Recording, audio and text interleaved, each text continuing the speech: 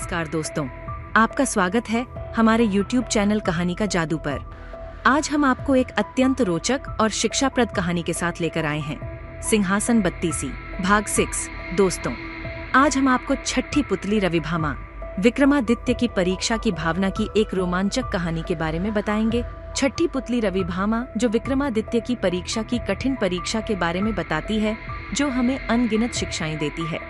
चलिए इस रोमांचक कहानी में संवेदनशीलता से समाहित हों। तो बिना किसी देरी के शुरुआत करते हैं। छठी पुतली रविभामा ने जो कथा सुनाई वह इस प्रकार है।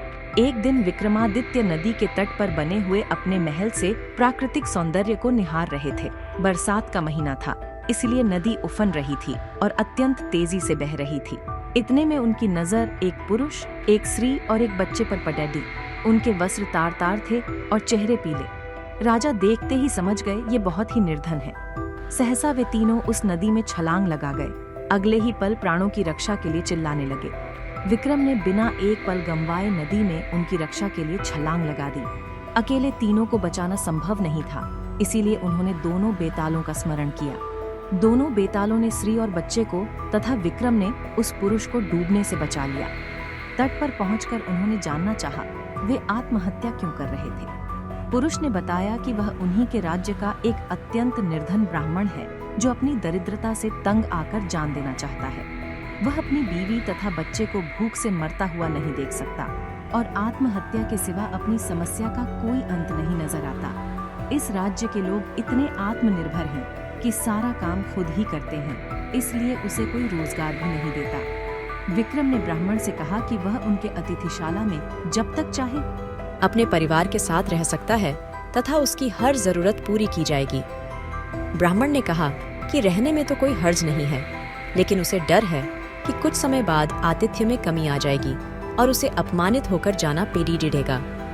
विक्रम ने उसे विश्वास दिलाया कि ऐसी कोई बात नहीं होगी और उसे भगवान समझकर उसके साथ हमेशा अच्छा बर्ताव किया जाएगा। विक्रम के इस तरह विश्वास दिलाने पर ब्राह्मण परिवार अतिथिशाला में आकर रहने लगा। उसकी देखरेख के लिए नौकर चाकर नियुक्त कर दिए गए।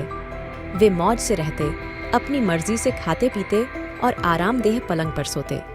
किसी चीज की उन्हें कमी नहीं थी, लेकिन वे सफाई पर बिल्कुल ध्यान नहीं देते।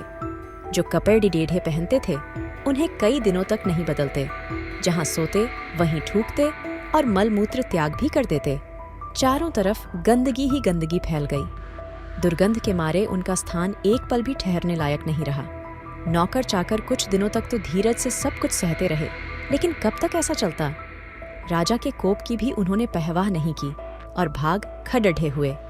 राजा ने कई अन्य नौकर भेजे, पर सब के सब एक ही जैसे निकले। सबके लिए यह काम असंभव साबित हुआ। तब विक्रम ने खुद ही उनकी सेवा का बीड़ा उठाया।